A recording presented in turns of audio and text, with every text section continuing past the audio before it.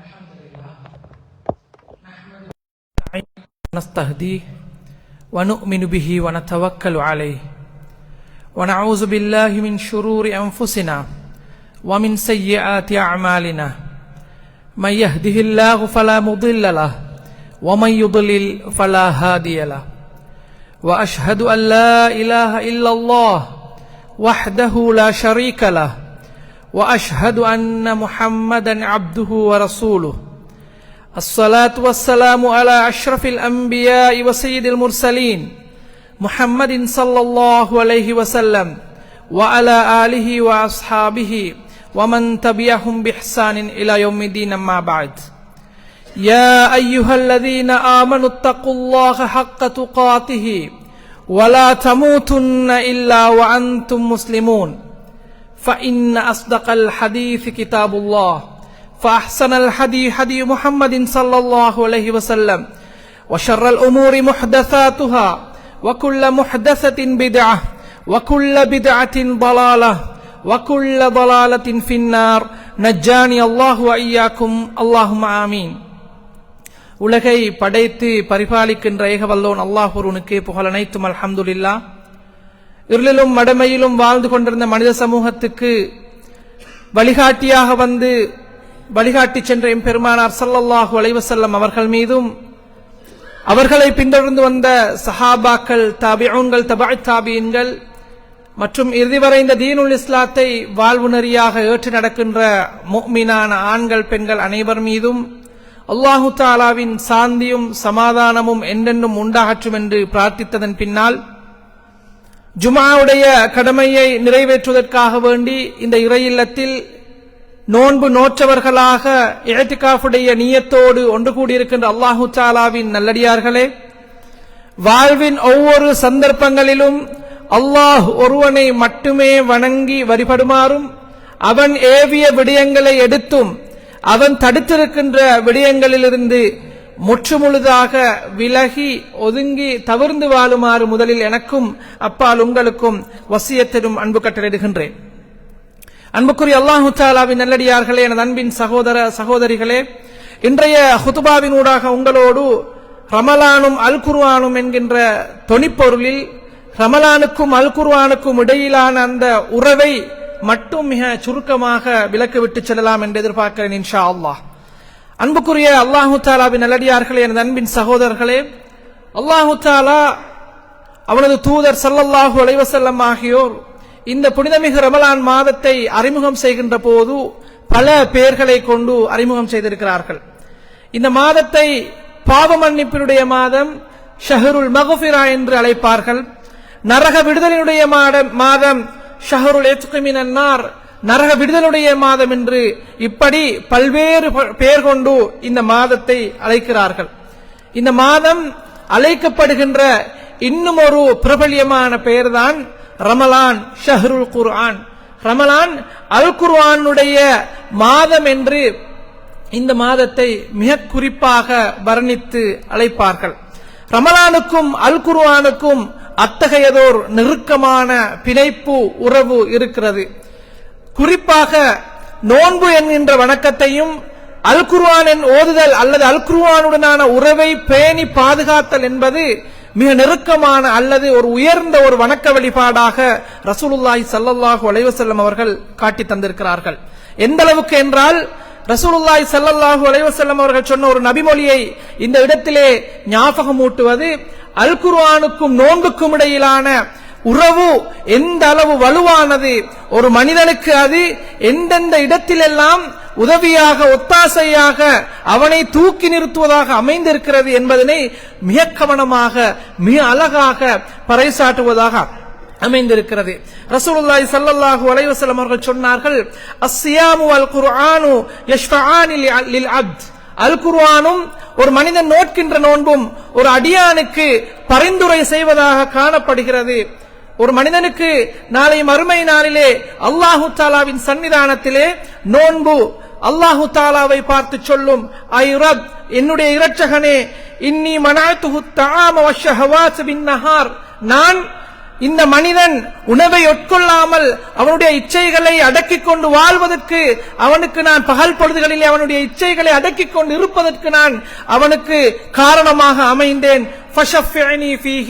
அவனுடைய விடயத்தில் நீ என்னுடைய பரிந்துரையை நீ ஏற்றுக்கொள்வாயாக என்று ஒரு அடியானுக்கு எந்த ஒரு துணையும் இல்லாமல் மறுமை நாளிலே தனியாக நிற்கின்ற போது அவன் நோற்ற நோன்பு அவனுக்காக வேண்டி அல்லாஹு தஆலாவிடத்திலே பரிந்துரைந்து பேசும் என்று ரசூலுல்லாஹி ஸல்லல்லாஹு அலைஹி வஸல்லம் அவர்கள் சொல்லி காட்டினார்கள். அதே போன்று அல் குர்ஆன் மனஅத்துஹு நௌம பில்லைல், நான் அவனை தூங்க விடாமல் இரா பொழுதுகளிலே தூங்க விடாமல் அவனை நான் என்னை பாராயணம் செய்கின்ற அந்த வேலையை செய்தேன். எனவே அவனுடைய விடயத்தில் என்னுடைய பரிந்துரையை நீ ஏற்றுக்கொள்வாயாக என்று அல்லாஹு தஆலாவிடத்திலே அந்த இரண்டு வணக்க வழிபாடுகளும் பரிந்துரை செய்யும் என்று ரசூலுல்லாஹி ஸல்லல்லாஹு அலைஹி வஸல்லம் அவர்கள் சொல்லி காட்டினார்கள். அன்புக்குரிய அல்லாஹு தஆலாவின் நல்லடியார்களே, எனவே நோன்பு என்கின்ற வணக்க வழிபாடாக இருக்கலாம், அல்லது அல் குர்ஆன் என்கின்ற அல் குர்ஆனை ஓதுகின்ற அல் குர்ஆனை உடனான உறவை பேணுகின்ற இந்த பழக்க வழக்கமாக இருக்கலாம். இது பிரித்து பார்க்க முடியாத அல்லது மனிதனுக்கு வாழ்வினுடைய எல்லா சந்தர்ப்பங்களிலும் ஒத்துழைப்பு வழங்கக்கூடிய, உதவி செய்யக்கூடிய, பரிந்துரை செய்யக்கூடிய ஒரு உயர்ந்த வணக்க வழிபாடாக ரசூலுல்லாஹி ஸல்லல்லாஹு அலைஹி வஸல்லம் அவர்கள் இங்கு சுட்டிக்காட்டியிருப்பதனை எங்களால் புரிந்து கொள்ள முடியுமாக இருக்கிறது. இது பொதுவாக நோன்பு என்கின்ற இடத்திலிருந்து ரசூலுல்லாஹி ஸல்லல்லாஹு அலைஹி வஸல்லம் அவர்கள் அதனை அடையாளப்படுத்தியிருக்கிறார்கள். குறிப்பாக நாங்கள் புனித ரமலான் மாதத்துக்கும் அல் குர்ஆனுக்கும் இடையிலான உறவு எப்படிப்பட்டது என்பது பற்றி இன்னும் சற்று உள்ளே சென்று பார்ப்போமாக இருந்தால், இரண்டு விடயங்களிலே அல் குர்ஆன் ரமலானோடு தொடர்படுகிறது. அல் குர்ஆனை அல்லாஹு தஆலா ஆரம்பமாக லவ்ஹுல் மஹ்ஃபூலில் இருந்து அடிவானத்திலே இருக்கின்ற பைத்துல் இஸ்ஸா என்கின்ற இடத்துக்கு முழுமையாக இறக்கி வைத்தது லைலத்துல் கத்ர் என்கின்ற இரவாகும். இது ரமலானிலே காணப்படுகின்ற ஒரு மகத்துவமிக்க இரவு. இதனைத்தான் அல்லாஹு தஆலா இன்னா அன்ஸல்னாஹு ஃபீ லைலத்தில் கத்ர் என்று அல் குர்ஆனிலே சொல்லுகின்றான். அல்லாஹு தஆலா அவனுடைய ஏட்டிலே கவனமாக பாதுகாத்து வைத்திருந்த அந்த வழிகாட்டி நூலை, அவனுடைய அந்த வழிகாட்டலை, அந்த வேதத்தை மனித சமூகத்துக்கு கட்டம் கட்டமாக இறக்கி வைப்பதற்கு முன்னர் அல்லாஹு தஆலாவினுடைய அந்த லவ்ஹுல் மஹ்ஃபூல் என்கின்ற அந்த பாதுகாப்பு பெட்டகத்திலிருந்து பைத்துல் இஸ்ஸா என்று அழைக்கப்படுகின்ற 7வது வானத்திலே அமைந்திருக்கின்ற அந்த இடத்துக்கு முழுமையாக இறக்கி வைத்த நிகழ்வு ரமலானிலேதான் நடைபெற்றிருக்கிறது. அந்த இரவு லைலத்துல் கத்ர் இரவாக இருந்திருக்கிறது. இதனைத்தான் அல்லாஹு தஆலா இன்னா அன்ஸல்னாஹு ஃபீ லைலத்துல் கத்ர் என்று சொல்கிறான். அதே போன்று இன்னும் ஒரு சந்தர்ப்பத்தில் அல்லாஹு தஆலா ஃபீ லைலத்தி முபாரக்கா என்று அந்த இரவை வர்ணித்திருக்கிறான். இது அல் குர்ஆனுக்கும் ரமலானுக்கும் இடையிலே இருக்கின்ற முதலாவது உறவு. இரண்டாவது உறவு ரசூலுல்லாஹி ஸல்லல்லாஹு அலைஹி வஸல்லம் அவர்களுடைய தஅவா வாழ்க்கையினுடைய ஆரம்பமும் அது எப்படி அமைய வேண்டும் என்பதும், நபிக்கான வழிகாட்டல்களை கட்டம் கட்டமாக அல் குர்ஆனிலிருந்து படிப்படியாக ஜிப்ரீல் அலைஹிஸ்ஸலாம் அவர்கள் மூலமாக இந்த உலகத்துக்கு அனுப்பி வைக்கின்ற பணியையும் அல்லாஹு தஆலா ரமலான் மாதத்திலேதான் ஆரம்பித்து வைத்திருக்கிறான்.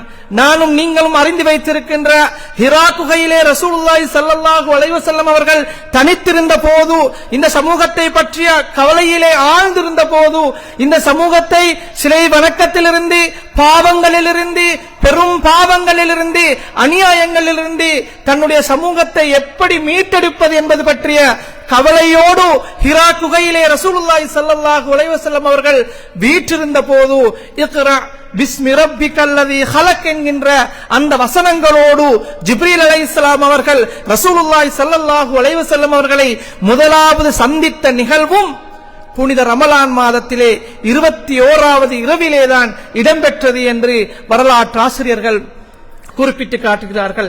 எனவே இந்த உறவின் காரணமாகத்தான் ரமலானுக்கும் அல் குர்ஆனுக்கும் இடையிலான இந்த உறவு மிக இறுக்கமானதாக, பலமானதாக காணப்பட்டது.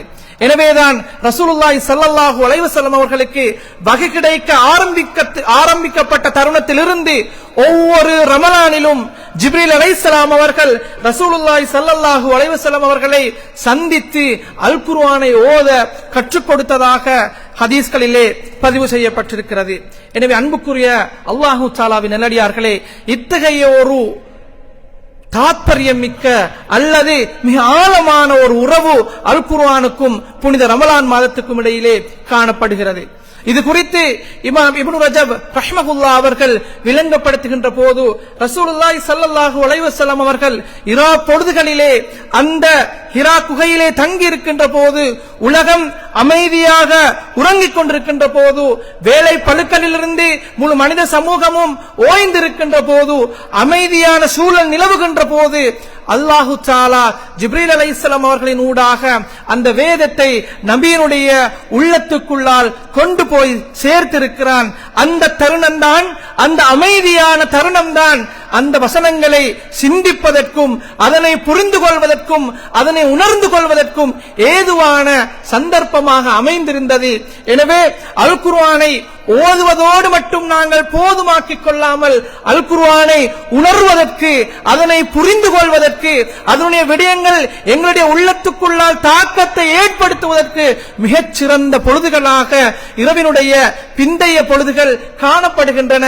அதனை நாங்கள் மிகச் சரியாக பயன்படுத்திக் கொள்ள வேண்டும் என்று இமாம் இப்னு ரஜப் ரஹ்மஹுல்லாஹ் அவர்கள் சுட்டிக்காட்டுகின்றார்கள்.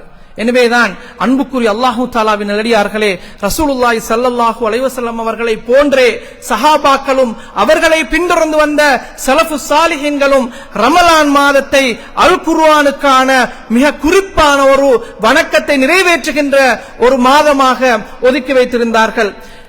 எந்த அளவுக்கு என்றால் இமாம் ஸுஹ்ரி ரஹ்மஹுல்லாஹ் அவர்கள் ரமலான் மாதம் வந்துவிட்டால் இன்னமா ஹுவ திலாவத்துல் குர்ஆன் வ இத்ஆமுத் தஆம், இது அல் குர்ஆன் ஓதுவதற்கும் மக்களுக்கு உணவளிப்பதற்குமான மாதமாகும் என்று ரமலானிலே அல் குர்ஆனை ஓதுவதிலும் அதே போன்று தேவையுடைய மனிதர்களுக்கு உணவளிப்பதனையும் தன்னுடைய மிக முக்கியமான அமல்களாக மாற்றிக்கொள்வார்கள் என்று வரலாறு சொல்கிறது.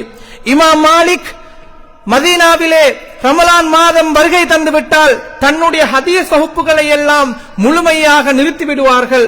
தன்னிடத்திலிருந்து ஹதீஸ்களை கற்றுக்கொள்ள வருகின்றவர்களுக்கு அவர்களை சந்திக்க முடியாத வண்ணம் தன்னை ஒதுக்கிக் கொள்வார்கள். முழுமையாக அல் குர்ஆனை ஓதி முடிப்பதற்கு அவர்கள் இந்த காலத்தை அதிகமாக அல் குர்ஆனை ஓதுவதற்கு இந்த காலத்தை பயன்படுத்திக் கொள்கின்ற வழக்கமுடையவர்களாக இருந்திருக்கிறார்கள். இமாம் ஷாஃபி ரஹ்மஹுல்லாஹ் அவர்கள் அல் குர்ஆனை ரமலானுடைய காலத்திலே சுமார் 60 தடவைகளுக்கு மேலால் ஓதி முடிப்பதாக வரலாற்றிலே சொல்லப்படுகிறது. அதிலும் குறிப்பாக இமாம் புகாரி ரஹ்மஹுல்லாஹ் அவர்கள் அல் குர்ஆனுடைய ஒரு நாளினுடைய பகல் பொழுதை வேறாகவும் இரா பொழுதை வேறாகவும் பிரித்து வைத்துக் கொண்டு அல் குர்ஆனை ஓதுவதற்கான சந்தர்ப்பமாக அவர் பகல் பொழுதை ஒதுக்கி வைத்துக் கொண்டிருப்பார். அவர் முழுமையாக அதிலே நேரத்தை ஒதுக்கி பகல் பொழுதிலே ஒரு குர்ஆனை முழுமையாக ஓதி முடிப்பார். ஆனால் இரா பொழுது வந்துவிட்டால் அல் குர்ஆனை மிக கவனமாக அதனுடைய பொருள் உணர்ந்து அதனுடைய கருத்தை உள்வாங்கி கண்ணீர் சிந்தி கவலையோடு அதனை ஓடி முடிப்பதற்கு அவர்கள் 3 இரவுகளை எடுத்துக் கொள்வார்கள் என்று ஒவ்வொரு ஸலஃபு ஸாலிஹீனுடைய வழக்கங்களும் பழக்க வழக்கங்களும் பதிவிடப்பட்டிருக்கிறது. அன்புக்குரிய அல்லாஹு தஆலாவின் நல்லடியார்களே, எனது அன்பின் சகோதரர்களே, இப்படி ஒரு வரலாற்று தொடர் அல் குர்ஆனுக்கும் அதனோட நோன்புக்கும் இடையிலே பேணப்பட்டு வந்திருக்கிறது. அதிலே ஒரு பகுதியை நாங்களும் சுமந்திருக்கிறோம். ரமலான் மாதம் வந்துவிட்டால் அல் குர்ஆனை ஒரு புரட்டி பார்க்கின்ற பழக்கம் எங்களுக்கு மத்தியிலும் இருக்கிறது. தொடர்பே இல்லாமல் இருந்தாலும் ஒரு சிறு பக்கங்களையாவது ஓதி பார்க்க வேண்டும் என்கின்ற முனைப்பும் ஒரு வகையான உத்வேகமும் எங்களுக்கு மத்தியிலே வந்துவிட்டு செல்கிறது. அது வரவேற்கத்தக்க விடயம். அது ரமலானில் மட்டுமல்ல, ரமலானை தாண்டியும் நீள வேண்டும் என்பதுதான் மிக முக்கியமான எதிர்பார்ப்பு. அன்புக்குரிய அல்லாஹு தஆலாவின் நல்லடியார்களே, அதனை தாண்டி நாங்கள் கவனம் செலுத்த வேண்டிய ஒரு விடயம் நோன்பிலும் அல் குர்ஆனிலும் இருக்கிறது. இதுதான் ரமலானுக்கும் அல் குர்ஆனுக்கும் இடையிலான மிக முக்கியமான அடுத்த பிணைப்பு. இந்த பிணைப்பு தவறிவிடுமாக இருந்தால் நாங்கள் ரமலானில் இருந்தும் பிரயோஜனம் பெற முடியாது, அல் குர்ஆனை கொண்டும் நேர்வழி பெற முடியாது. நாங்கள் ரமலானை ஒரு புறத்திலும் அல் குர்ஆனை இன்னும் ஒரு புறத்திலும் நாங்கள் புரிந்து கொண்டால் எங்களால் ரமலான் எதிர்பார்க்கின்ற அந்த இலக்கையும் அடைந்து கொள்ள முடியாது. அல் குர்ஆனால் எதிர்பார்க்கப்படுகின்ற அந்த விளைவுகளையும் எங்களுடைய வாழ்க்கையில் காண முடியாமல் இருக்கும். அது எந்த தொடர்பு என்பதனை மிக கவனமாக புரிந்து கொள்ளுங்கள். அல் குர்ஆனை அல்லாஹு தஆலா அறிமுகம் செய்கின்ற போது சூரத்துல் பக்ராவிலே அல்லாஹு தஆலா இப்படி ஆரம்பிக்கிறான். அலிஃப் லாம் மீம் ஸாலிகல் கிதாப் லா ரைப ஃபீஹி ஹுதல் லில் முத்தகீன். அலிஃப் லாம் மீம் ஸாலிகல் கிதாபு லா ரைப ஃபீஹி, இந்த வேதத்திலே எத்தகைய சந்தேகமும் கிடையாது. ஹுதல் லில் முத்தகீன், இது தக்வா உடைய மனிதர்களுக்கு நேர்வழி காட்டும் என்று அல்லாஹு தஆலா அல் குர்ஆனை அறிமுகம் செய்கிறான். இப்போது எங்களிடத்திலே ஒரு சந்தேகம் வருகிறது.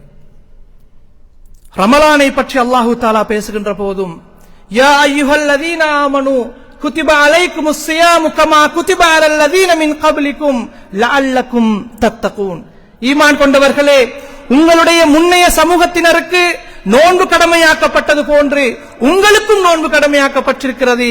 நோக்கம் என்ன? லஅல்லக்கும் தத்தகூன், நீங்கள் தக்வா உடையவர்களாக மாற வேண்டும். நோன்பினுடைய இலக்கும் உங்களுக்கு தக்வாவை கொண்டு வந்து சேர்க்க வேண்டும். அல் குர்ஆன் தக்வா உடைய மனிதர்களுக்கு வழிகாட்டும் என்றிருந்தால் இந்த தக்வா என்கின்ற உணர்வு எப்படி வருவது, அல்லது தக்வா என்கின்ற உணர்வு என்றால் என்ன என்பதனை நாங்கள் புரிந்து கொண்டால் எங்களுக்கு இன்னும் இலகுவாக இருக்கும்.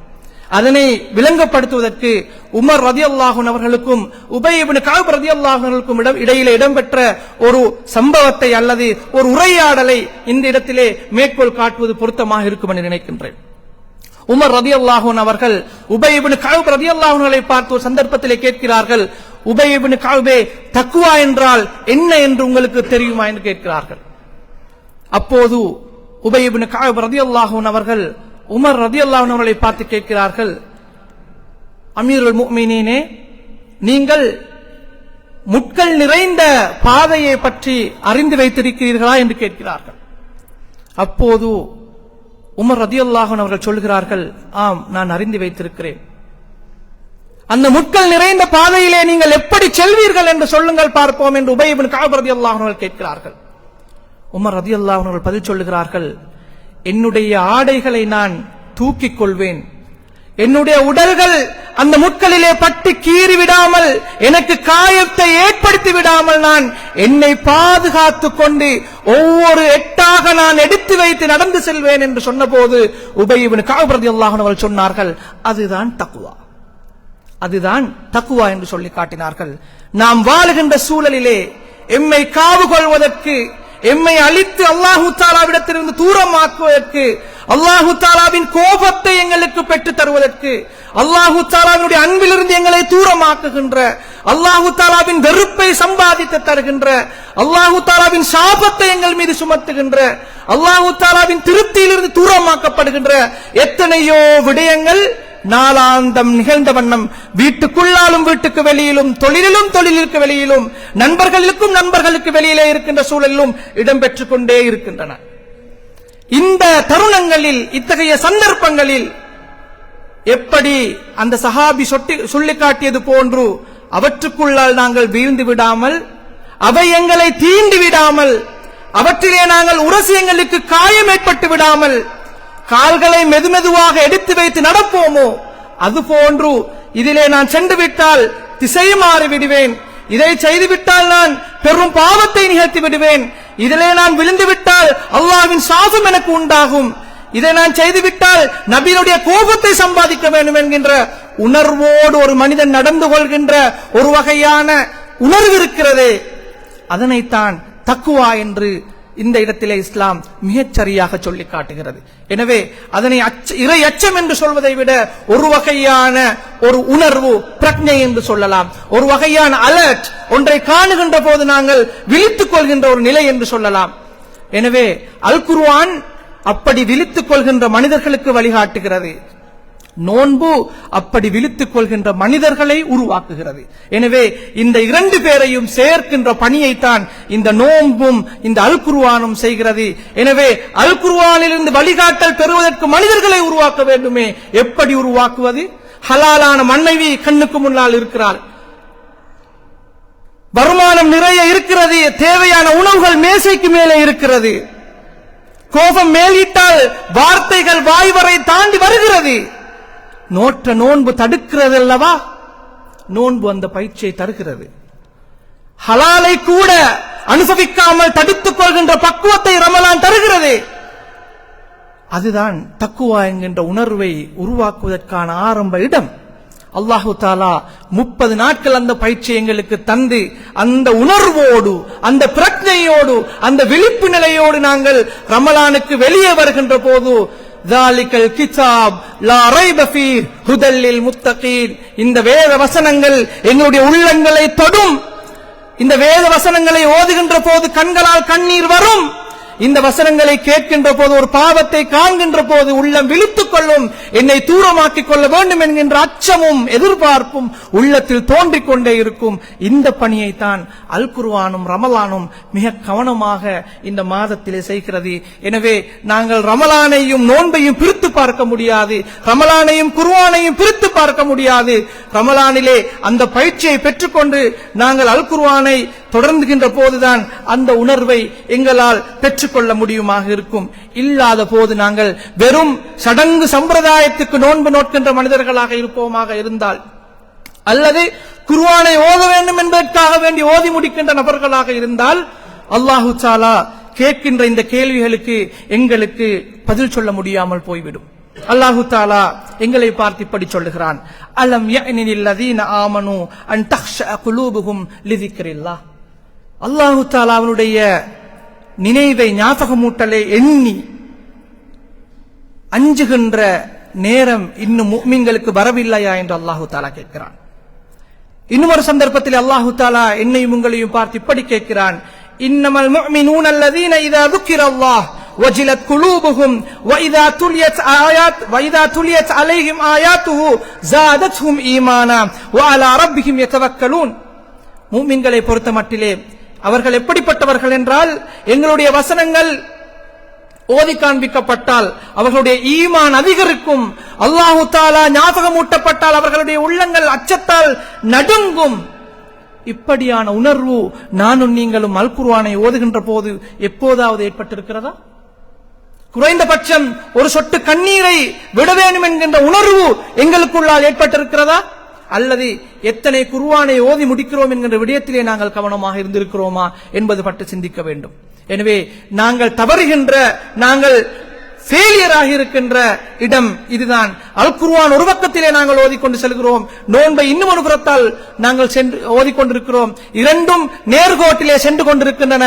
இரண்டும் சங்கமிக்காததன் விளைவாக அல் குர்ஆனிலிருந்து உணர்வு பெறுகின்ற, நோன்பிலிருந்து நல்வழி பெறுகின்ற மனிதர்களாக எங்களால் மாற முடியாமல் இருக்கிறது.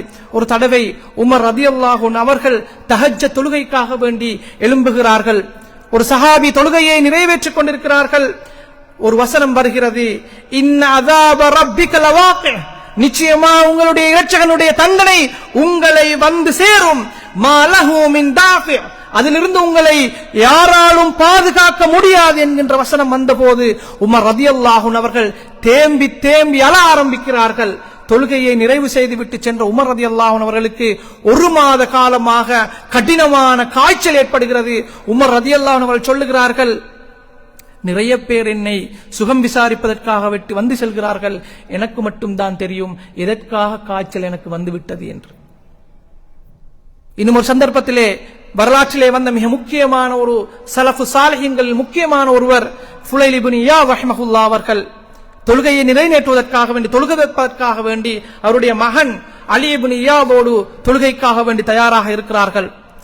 மக்ரிப் தொழுகையிலே முதல் ரக்அத்திலே அல் ஹாக்குமுத் தகாசுர் என்கின்ற சூறாவை ஓத ஆரம்பிக்கிறார்கள். ஓதிக்கொண்டு லதரவுன்னல் ஜஹீம் என்கின்ற இடத்துக்கு வருகின்ற போது மயங்கி கீழால் விழுகிறார்கள்.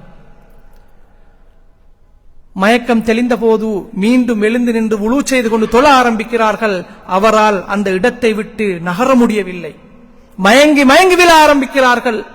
முடியாமல் அவரை ஒரு இடத்திலே அமரச் செய்துவிட்டு அடுத்தவர்கள் தொழுகையை நிறைவேற்றிவிட்டு அவருக்காக வேண்டி ஒத்தாசைக்காக வேண்டி பக்கத்திலே அமர்ந்திருக்கிறார்கள்.